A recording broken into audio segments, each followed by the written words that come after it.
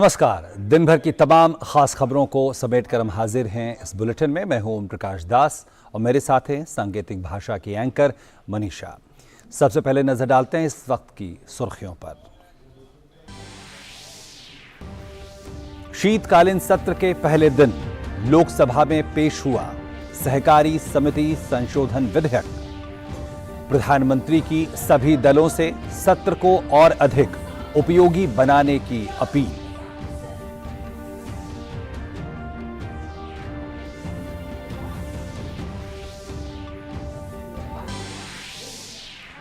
दिल्ली नगर निगम चुनाव में 134 सीट के साथ आम आदमी पार्टी को बहुमत, बीजेपी को 104 और कांग्रेस को मिली 9 सीट, अन्य को 3 सीट।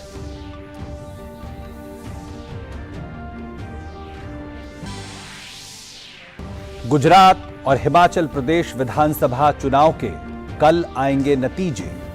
निर्वाचन आयोग की तरफ से सारी तैयारियां पूरी। सुबह 8 बजे शुरू होगी वोटों की गिनती। महंगाई में थोड़ी नरमी आने पर रिजर्व बैंक ने रेपो रेट में 35 बेसिस पॉइंट का किया इजाफा, बढ़कर हुआ 6.25%। 6.8% पर महंगाई दर। रिजर्व बैंक ने कहा, महंगाई के खिलाफ लड़ाई अभी जारी। ढाका में हो रहे दूसरे वनडे मैच में बांग्लादेश ने भारत को दिया 272 रनों का लक्ष्य। जवाब में भारत की खराब शुरुआत।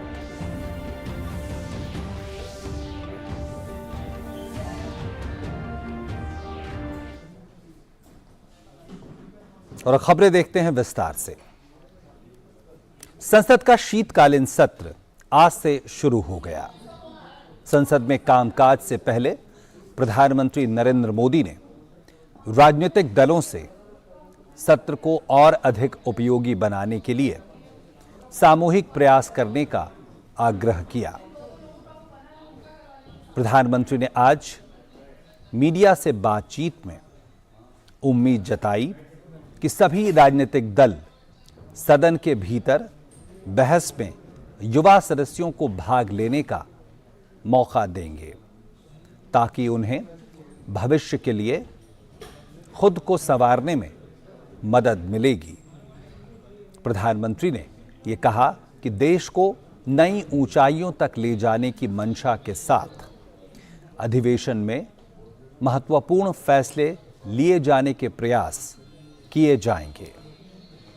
सत्र को महत्वपूर्ण बताते हुए प्रधानमंत्री नरेंद्र मोदी ने कहा कि यह सत्र ऐसे समय में हो रहा है जब भारत ने G20 की अध्यक्षता ग्रहण की है और देश अमृतकाल में प्रवेश कर चुका है। साथ ही उन्होंने कहा कि G20 विश्व के सामने भारत की क्षमता को दर्शाने का विशेष अवसर है। उपराष्ट्रपति जगदीप धनखड़ ने राज्यसभा के सभापति के रूप में आज कार्यभार संभाल लिया। इस मौके पर उन्होंने कहा कि उन्हें जो अवसर मिला है उसके लिए वे कृतज्ञ हैं और विश्व के इस जीवंत लोकतंत्र की विकास यात्रा में अपना योगदान देने के लिए उत्सुक हैं। एक सभापति के रूप में उन्होंने उम्मीद जताई कि देश वरिष्ठ लोगों के इस सदन से गणतंत्र के मूल्यों को बढ़ाने और इसे सुदृढ़ करने के लिए महत्वपूर्ण निर्णय लेगा। G20 की भारत की अध्यक्षता पर भारत ने ये कहा कि ये देश की समृद्ध और विविध संस्कृति को विश्व को दिखाने का विशेष अवसर है। इस मौके पर प्रधानमंत्री नरेंद्र मोदी ने सदन के साथ साथ राष्ट्र की ओर से सभापति को बधाई दी। सभापति के संघर्षों को प्रधानमंत्री ने सराहा और कहा कि मौजूदा सरकार लगातार सामाजिक रूप से हाशिए पर खड़े समुदाय के प्रतिनिधित्व को सुनिश्चित कर रही है। लोकसभा अध्यक्ष ओम बिरला ने भारत के G20 के अध्यक्ष बनने पर देश को सदन की ओर से बधाई दी है। उन्होंने लोकसभा में ये कहा कि आजादी के अमृत महोत्सव काल में ये महत्वपूर्ण वैश्विक दायित्व मिलना देश के लिए गर्व का विषय है। शीतकालीन सत्र के पहले दिन स्पीकर ने ये उम्मीद भी जताई कि पूरे सत्र की कार्यवाही सुचारू रूप से चलाने में पक्ष और विपक्ष दोनों ओर से सहयोग मिलेगा। लोकसभा में एक लिखित सवाल के जवाब में कार्मिक, लोक शिकायत और पेंशन मंत्रालय ने आज एक अहम जानकारी दी है। इस साल अप्रैल से अब तक केंद्र सरकार के अधीन विभागों में 1,47,000 रिक्त पदों को भरा गया है। केंद्र के अधीन विभागों में 40,35,203 स्वीकृत पद हैं। वर्तमान में 9,79,327 पद रिक्त हैं। अपनी जरूरत के अनुसार संबंधित विभाग समय समय पर नियुक्ति करते रहते हैं।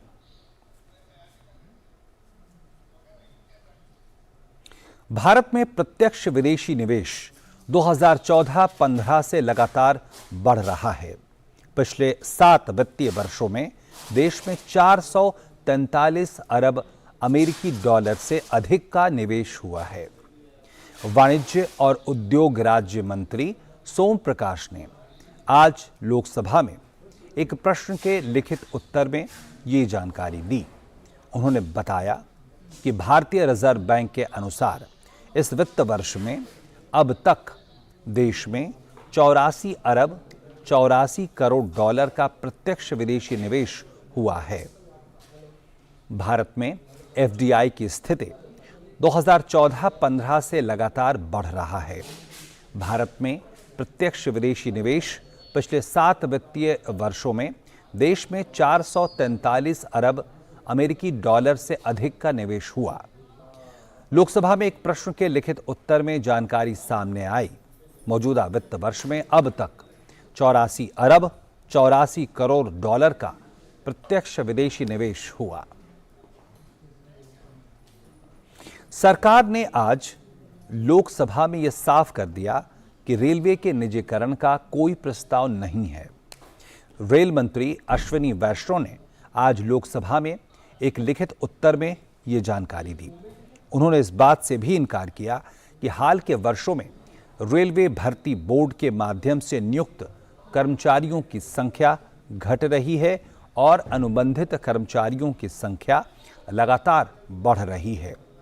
रेलवे के साथ इलेक्ट्रॉनिक्स और सूचना प्रौद्योगिकी विभाग संभाल रहे मंत्री अश्विनी वैष्णव ने एक लिखित जवाब में ये भी बताया कि 5G दूरसंचार सेवा प्रदाताओं ने देश भर के 50 शहरों में अक्टूबर से सेवाएं देनी शुरू कर दी हैं। उन्होंने बताया कि प्रदाता अपने ग्राहकों को बिना किसी अतिरिक्त लागत के 5G सेवाएं प्रदान कर रहे हैं।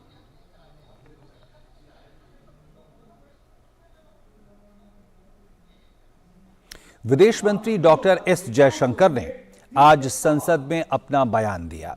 विदेश मंत्री ने राज्यसभा में भारत की विदेश नीति पर बात करते हुए सदन को बताया कि भारत की विदेश नीति मुश्किल दौर में भी काफी प्रभावशाली रही है और जब आपूर्ति श्रृंखला प्रभावित है, ऐसे में भारत की G20 की अध्यक्षता काफी अहम है। केरल विधानसभा में आज राज्य के विश्वविद्यालयों के कुलाधिपति के पद से राज्यपाल को हटाए जाने के संबंध विधेयक सदन में पेश किया गया। इस प्रस्तावित कानून के मुताबिक राज्य के विश्वविद्यालयों के चांसलर अब राज्यपाल नहीं होंगे। चांसलर का पद पर किसी शिक्षाविद का चयन किया जाएगा। राज्य सरकार ने यह फैसला राज्यपाल द्वारा यूजीसी के नियमों के उल्लंघन का हवाला देकर अक्टूबर महीने में 9 कुलपतियों को अपना पद छोड़ने का आदेश दिया था। कुलाधिपति आरिफ मोहम्मद खान ने सुप्रीम कोर्ट के एक फैसले का हवाला देकर कार्रवाई की थी, जिसके बाद कुलपतियों ने हाईकोर्ट का दरवाजा खटखटाया था और राज्य सरकार और राज्यपाल में तनातनी सामने आई थी। और यहां पर रुक रहे हैं एक छोटे से ब्रेक के लिए, बने रहें आप।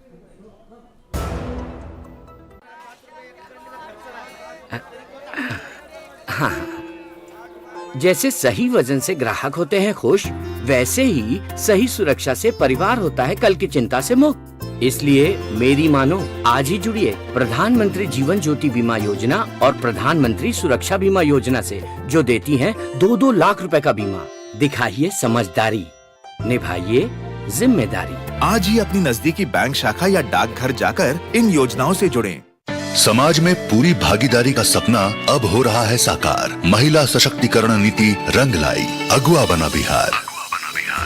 बिहार सरकार की ऐतिहासिक पहल से बिहार पुलिस बल में महिलाओं की हिस्सेदारी में देश का नंबर 1 राज्य बन गया है। वर्तमान में बिहार पुलिस बल में 28,960 महिलाएं कार्यरत हैं, जो कुल पुलिस बल का 28% है। आरक्षी से लेकर उपाधीक्षक पद पर कार्यरत महिलाएं देश और समाज की सेवा में लगी हैं। ये भागीदारी ऐसे ही बनी रहे, इसके लिए 2013 से बिहार में पुलिस भर्ती में 35% पद महिलाओं के लिए आरक्षित किया गया है। बढ़ रही महिलाओं की भागीदारी, अब बदलेगी दुनिया सारी। महिला एवं बाल विकास निगम बिहार द्वारा जनहित में जारी। ब्रेक के बाद एक बार फिर से आपका स्वागत है। एमसीडी चुनाव में आम आदमी पार्टी ने बहुमत हासिल कर लिया है। आपके 134 उम्मीदवारों ने जीत दर्ज की है, जबकि भारतीय जनता पार्टी ने 104 सीटें जीती हैं। कांग्रेस ने भी 9 सीटों पर विजय हासिल की है। 3 सीट पर निर्दलीय उम्मीदवारों का कब्जा हुआ है। अभी 4 दिसंबर को इसके 250 वार्ड में चुनाव हुए थे। दिल्ली नगर निगम की बागडोर साल 2007 से ही भारतीय जनता पार्टी के हाथ में थी। इस चुनाव में जीत के बाद आम आदमी पार्टी के संयोजक अरविंद केजरीवाल ने कहा कि दिल्ली को ठीक करने में केंद्र सरकार का सहयोग चाहिए। तकरीबन 27 दिनों तक चले चुनावी गहमागहमी के बीच गुजरात विधानसभा चुनाव के नतीजे कल आएंगे। राज्य में विधानसभा चुनाव के लिए वोटों की गिनती सुबह 8 बजे शुरू होगी। गुजरात में 182 विधानसभा सीटों के लिए 37 मतगणना केंद्र बनाए गए हैं। अहमदाबाद जिले में सर्वाधिक 3, जबकि सूरत और आणंद जिले में सबसे कम 2-2 मतगणना केंद्र बनाए गए हैं। गुजरात के मुख्य निर्वाचन अधिकारी पी भारती ने कहा कि इस बार ईवीएम और डाक मतपत्रों की एक साथ गिनती की जाएगी।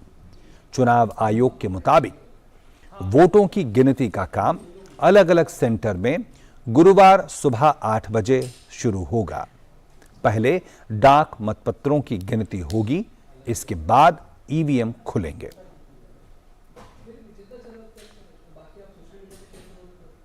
वहीं हिमाचल प्रदेश में विधानसभा चुनाव के नतीजों के लिए राज्य भर के 59 मतगणना केंद्रों पर कल सुबह 8 बजे से मतगणना शुरू होगी। राज्य निर्वाचन आयोग के अनुसार पहले डाक मतपत्रों की गिनती की जाएगी, इसके बाद ईवीएम वोटों की गिनती की जाएगी। राज्य की कुल 68 विधानसभा सीटों के लिए 12 नवंबर को मतदान हुआ था। एक मतगणना केंद्र में 50 से 60 कर्मचारी तैनात रहेंगे। हर केंद्र में ईवीएम के लिए 14 टेबल होंगे। इस तरह करीब 4000 कर्मचारी सीधे मतगणना का काम करेंगे। इसके अलावा मतगणना से संबंधित अन्य कार्यों के स्टाफ भी लगेगा। मतगणना केंद्रों की सुरक्षा के लिए त्रिस्तरीय सुरक्षा व्यवस्था की गई है। कुल मिलाकर करीब 10,000 कर्मचारी मतगणना वाले ड्यूटी पर रहेंगे। आज 7 दिसंबर है और आज के दिन हमारा देश सशस्त्र सेना झंडा दिवस मनाता है। सशस्त्र सेना के कर्मचारियों के कल्याण के लिए दान जुटाने के लिए सशस्त्र सेना झंडा दिवस मनाता है। यह दिन भारतीय सैनिकों, नाविकों और पायलटों के सम्मान में मनाया जाता है। आज के दिन हम उन सभी शूरवीरों को श्रद्धांजलि देने का दिन है जो देश की रक्षा करते हुए शहीद हो गए हैं। इस खास दिन पर प्रधानमंत्री नरेंद्र मोदी ने भी अपने सशस्त्र बलों की वीरता और बलिदान को सलाम किया है। उन्होंने कहा कि दशकों से सशस्त्र बल के जवान हमारे राष्ट्र की रक्षा करने और एक मजबूत भारत में योगदान देने में सबसे आगे हैं। पीएम ने सभी से सशस्त्र सेना झंडा दिवस कोष में योगदान देने का भी आग्रह किया। सशस्त्र सेना झंडा दिवस पर रक्षा मंत्री राजनाथ सिंह ने भी अपनी शुभकामनाएं दी। उन्होंने कहा कि सशस्त्र बलों के शौर्य, साहस और बलिदान को याद करने का आज का दिन है। एक वीडियो संदेश में रक्षा मंत्री ने सभी से बहादुरों के कल्याण के लिए सशस्त्र सेना झंडा दिवस कोष में योगदान देने की अपील की। राजस्थान के उदयपुर में G20 संगठन की पहली शेरपा बैठक का आज आखिरी दिन है। इससे पहले कल भारत की अध्यक्षता में G20 शेरपा बैठक में चर्चाओं का दौर संपन्न हो गया, जिसमें प्रमुख वैश्विक मुद्दों पर विचार विमर्श हुआ। G20 शेरपा अमिताभ कांत ने चर्चा की शुरुआत करते हुए कृषि, व्यापार और निवेश, रोजगार, भ्रष्टाचार विरोध, पर्यटन और संस्कृति विषयों पर 6 अलग अलग कार्य समूहों के साथ साथ भारत की G20 प्राथमिकताओं की जानकारी दी और उसमें आपसी सहकार प्रयासों को मजबूत करने पर जोर दिया। उन्होंने कृषि, व्यापार, रोजगार, भ्रष्टाचार और आर्थिक अपराधों से निपटने के लिए परिवर्तनकारी प्रयासों की आवश्यकता पर बल दिया। G20 शेरपा अमिताभ कांत ने भारत द्वारा निर्धारित प्राथमिकताओं के प्रति समर्थन जताने के लिए प्रतिनिधिमंडलों का आभार व्यक्त किया। बैठक में शामिल विदेशी शेरपाओं ने अहम मुद्दों पर अपने देश का पक्ष रखा। 3 दिनों के दौरान समकालीन वैश्विक, सामाजिक, आर्थिक और भू राजनीतिक चिंताओं को ध्यान में रखकर भविष्य की रणनीति पर चिंतन हुआ।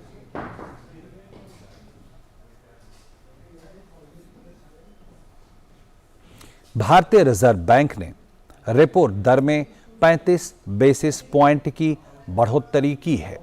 गवर्नर शक्तिकांत दास ने मौद्रिक नीति समिति की द्विमासिक समीक्षा के बाद आज मुंबई में संवाददाता सम्मेलन में ये घोषणा की। रेपो दर अब 6.25% हो गई है।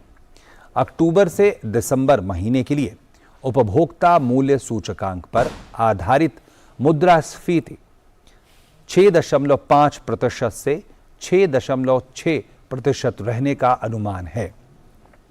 वित्त वर्ष 2023 के सकल घरेलू उत्पाद की वृद्धि दर 6.8% होने की संभावना है।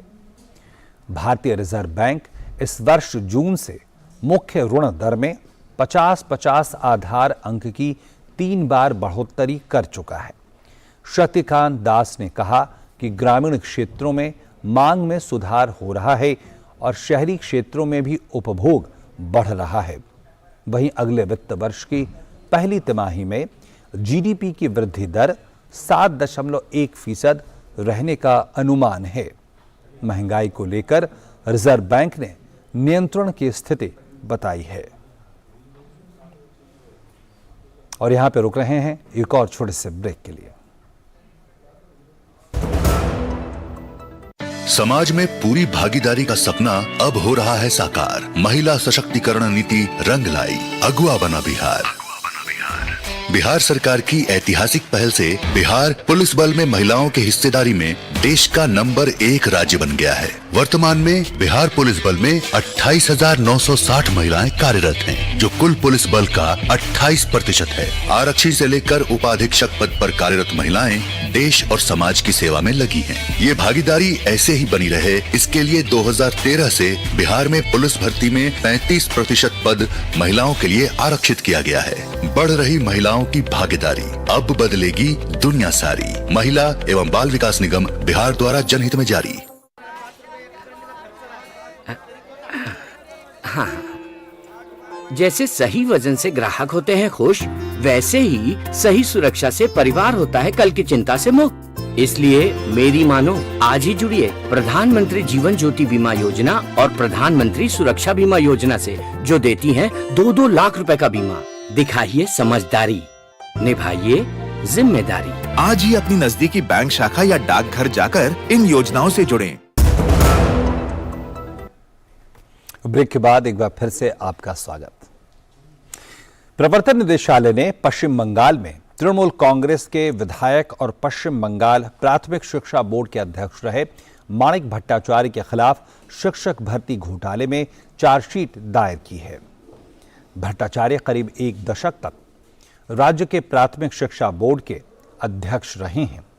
उन पर पैसे के बदले शिक्षक भर्ती में नौकरी देने के आरोप लगे थे, जिसके बाद उन्हें 10 अक्टूबर को प्रवर्तन निदेशालय ने गिरफ्तार किया।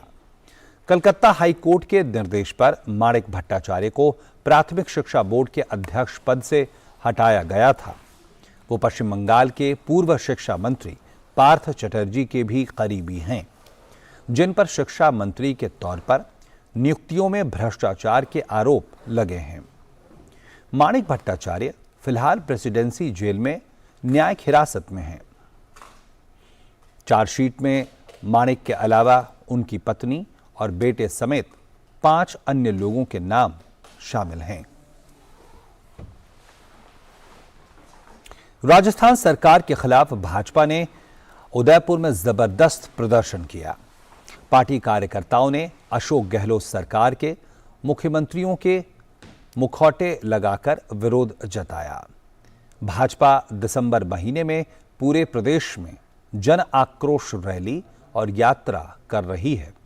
इसी क्रम में भाजपा कार्यकर्ताओं ने ये प्रदर्शन किया।